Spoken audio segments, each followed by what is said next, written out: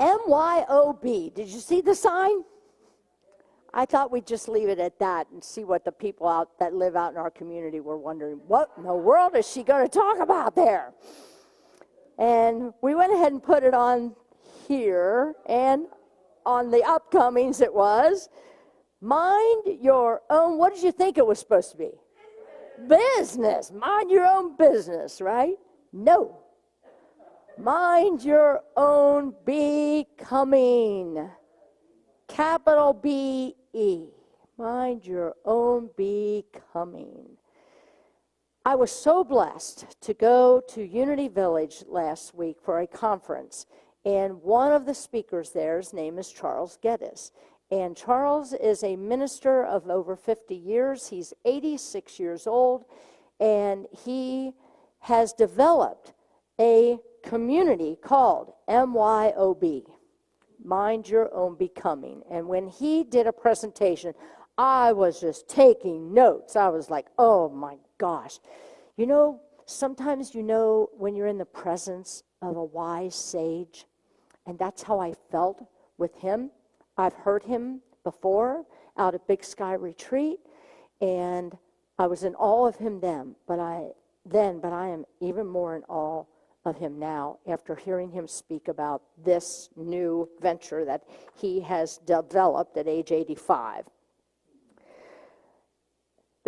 What is MYOB? And I'm going to explain some of this. And I don't have all the slides for these, so you may want to take some notes, or you may want to revisit this talk on Facebook or on YouTube after it gets up on YouTube this week, because I think these are extremely important principles.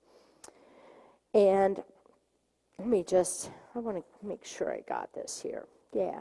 I want to tell you just a little bit about it. I'm going to read this part here.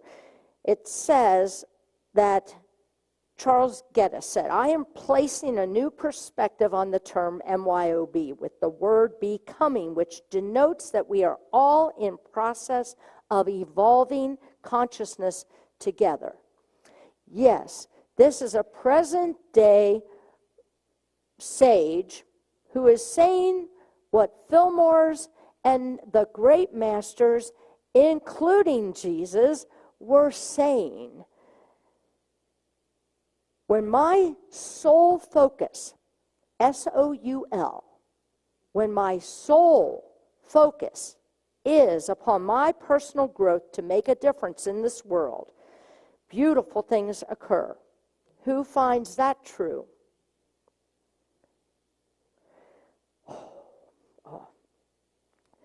So mind your own becoming is about soul growth.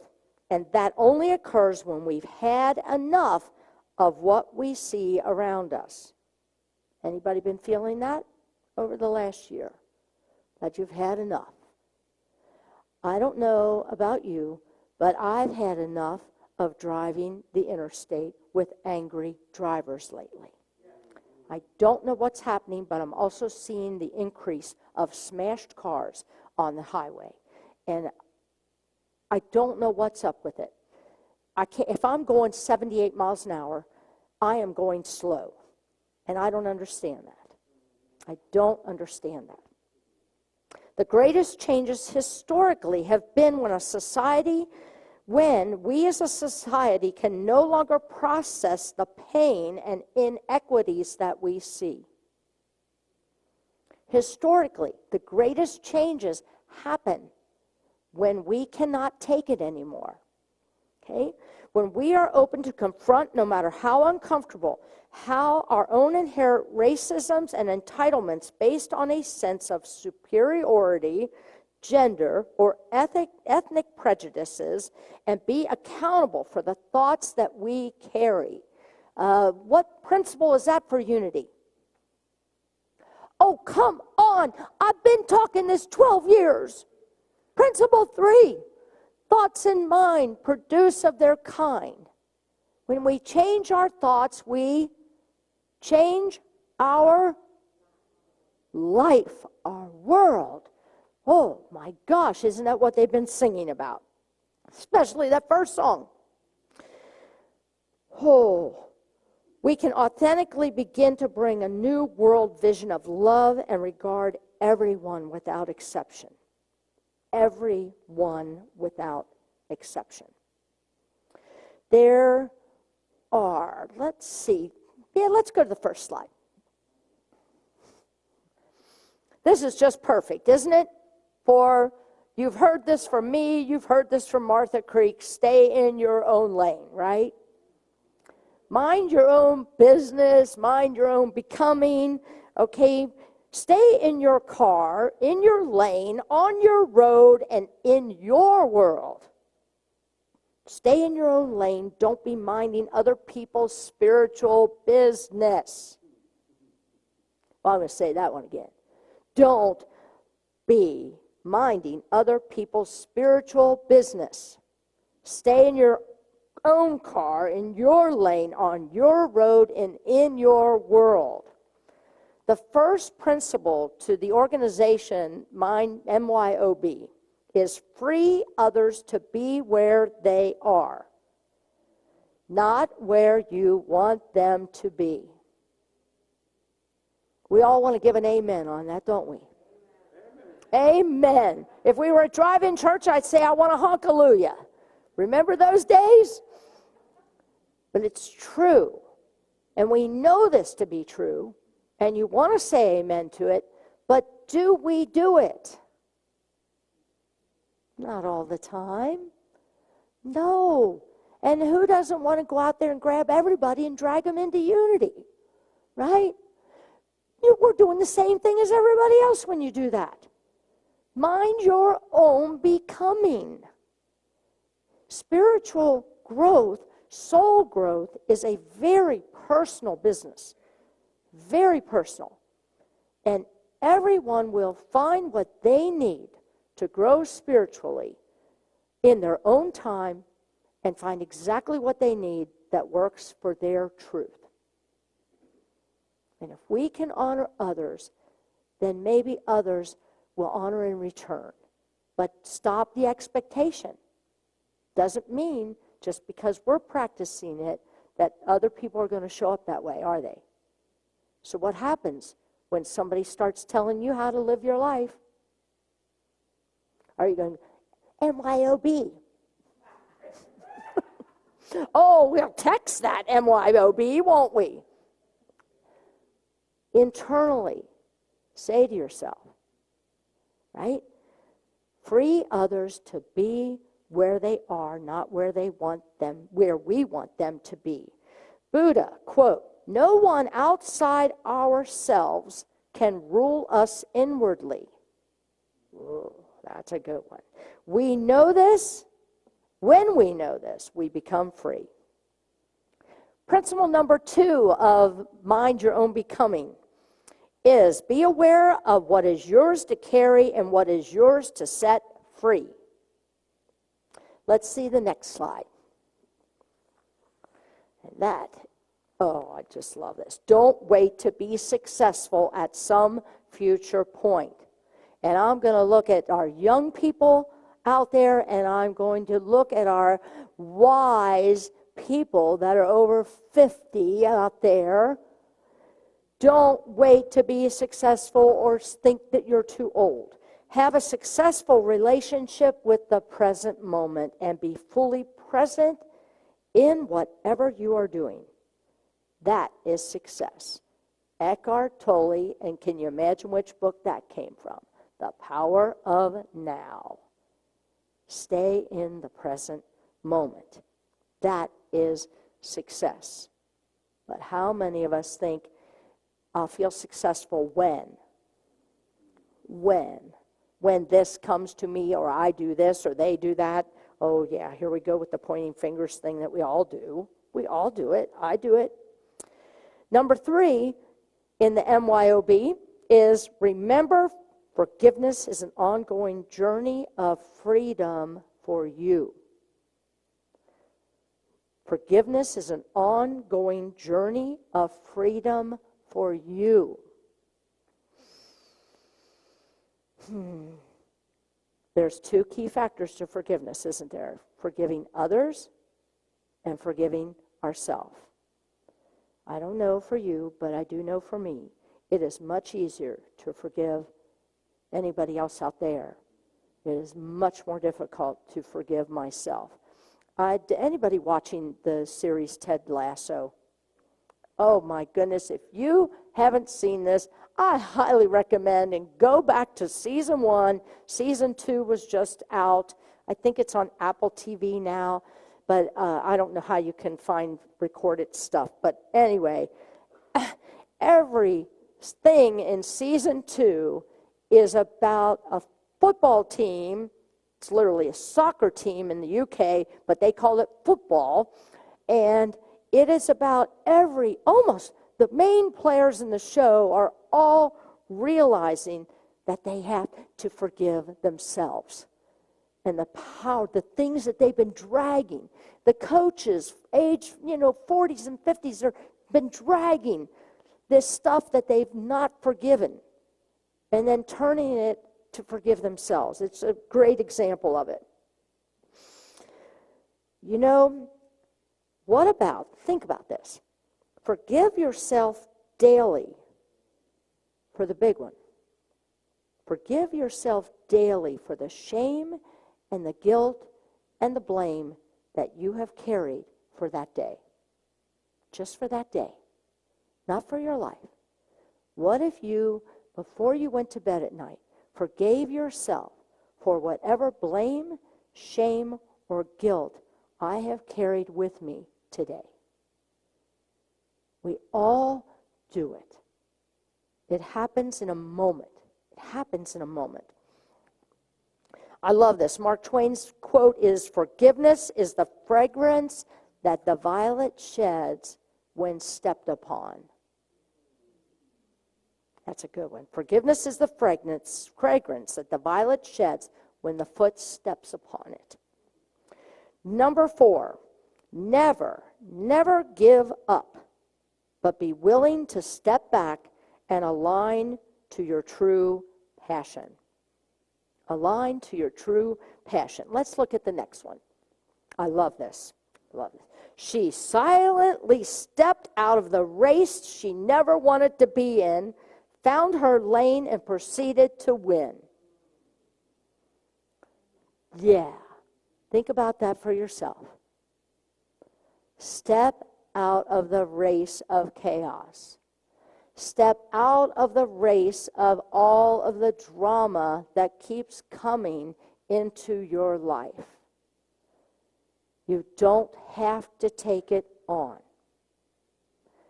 There's voicemail. And just because somebody leaves you a message, there's no cardinal rule in life that says you have to return the call. But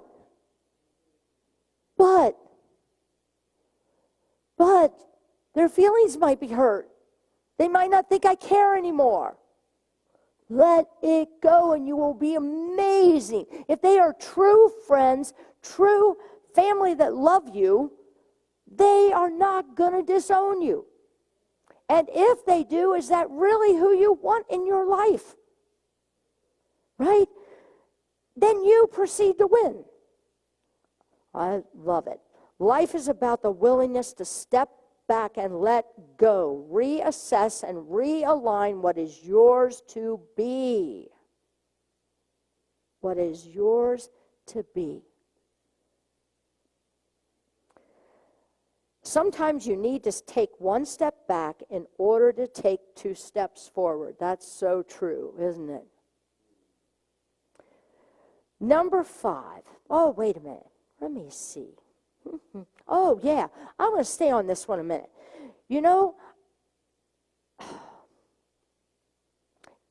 I love this. It is riding the waves of grief and loss as well as joy. It is riding the waves of grief and loss as well as joy. Who's been on that roller coaster? Right? The bereavement team. We have a new team forming. It's called the bereavement team. And they met the other day. They're down in the fireside room. I'm upstairs in the office with Nicole and Angel, and all I hear is this laughter coming from this room. And I come in, and I'm like, this group is having way too much fun to be called the bereavement team. And it's so true, because what was spoken in there was, it's okay to have both. But we feel that when we are grieving, that we're not supposed to have joy. Like we're supposed to wait until the grieving gets complete, and then I can have some joy. No. No, no, no. It's okay to ride the waves of both. Because you cannot, when you rob yourself of that, everybody suffers. Everybody, not just you, everybody suffers. Number 5, let's go to the next one. Be aware of your 2 choices in life. I'm going to say this before I read the screen. Be aware that you have 2 choices in life. You are either better with gratitude or bitter with complaints. You are either better with gratitude or you are bitter with complaints. Now, start taking a moment of taking the phone call, and here comes all the drama or the chaos coming at you. Okay? And as soon as either comes out of your mouth or in your mind, see, we think because we don't speak it, we aren't carrying it. Yes, you are. If it's in your mind, you're sending out vibration and frequency. So if it's in your mind, then, like, I'm so sick of why do they have to call and always call me when they're doing all this, right? You moved to bitterness. You moved to bitterness.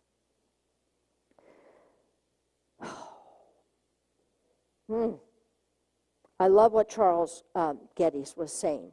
He firmly believes that our ancestors are in truth heralding us for my soul evolution. What stories am I carrying forward for world healing? Ask yourself that.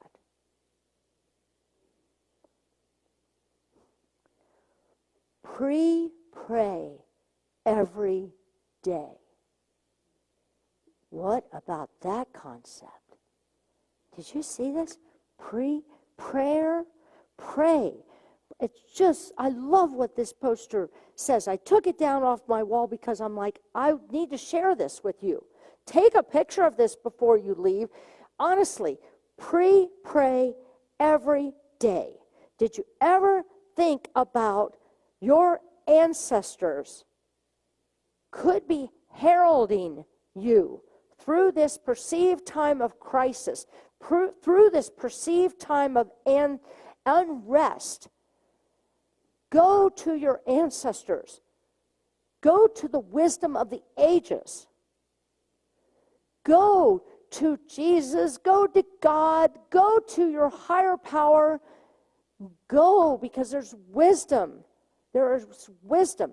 You're going to be hearing me talk some more about some of our wise unity teachers from the very onset of unity forming, because there is so much wisdom in what they had to write and say.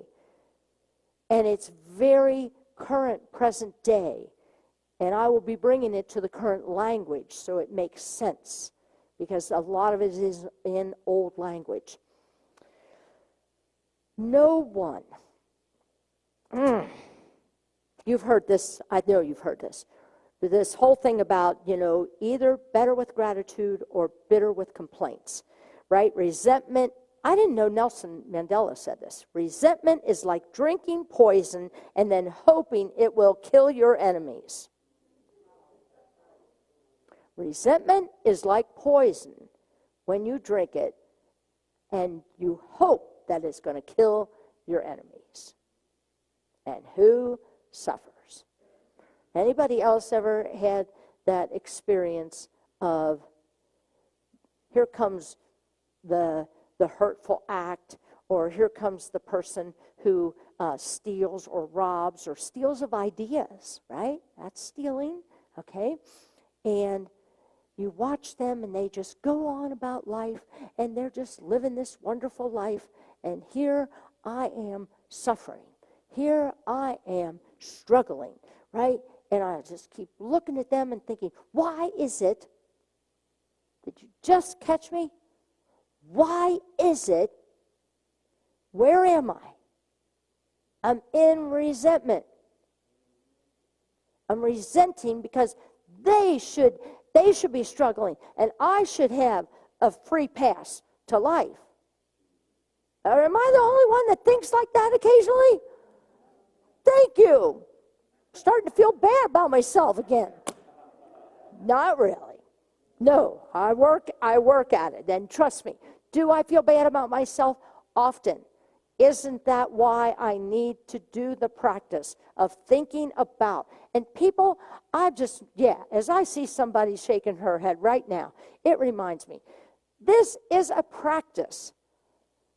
Everything you hear on Sundays, everything you hear in a 12-step meeting, it is about it. You can take the big book and you can take it home with you. You can take A Course in Miracles home with you. You can take the Bible home with you.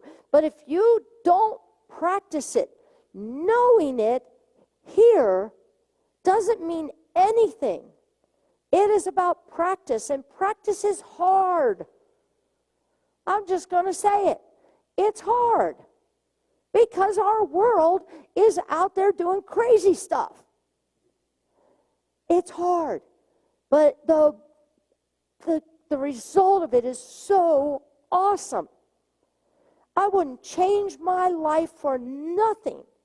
I wouldn't change my friends. I wouldn't change my staff. I wouldn't change my spiritual community for nothing. I am living my best life. And when you can say that, when you wake up in the morning, wherever and whatever you are doing, and own that you are living your best life.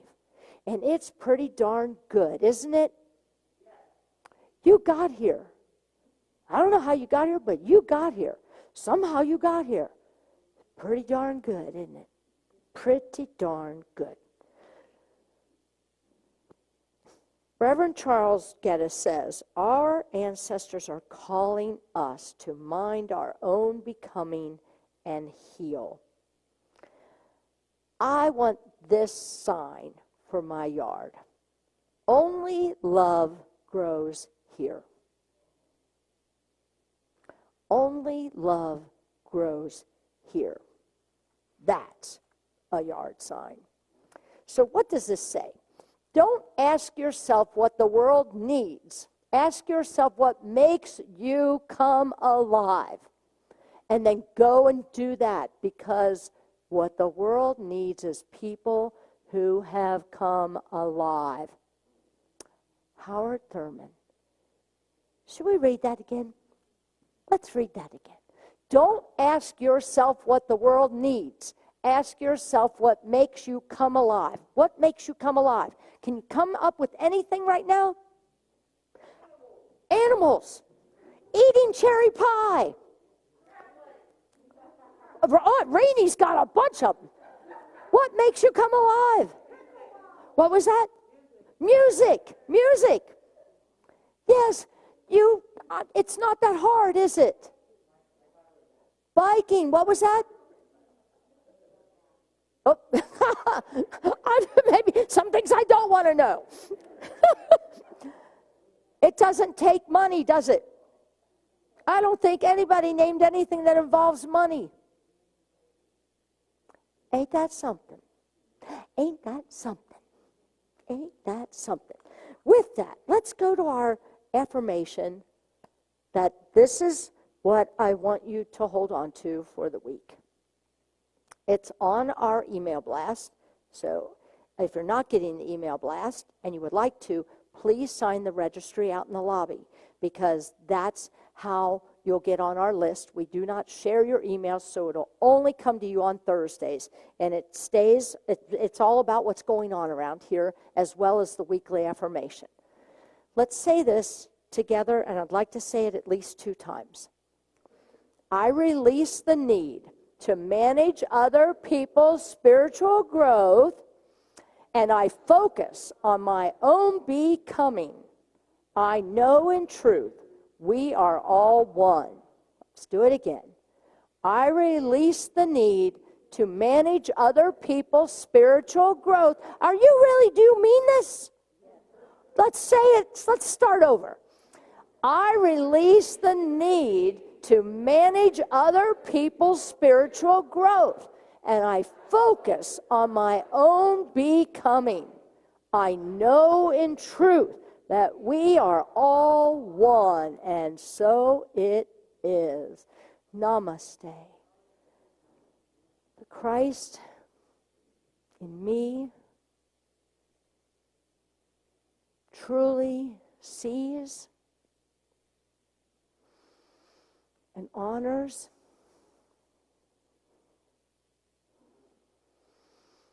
the Christ presence in each and every single one of you. Namaste.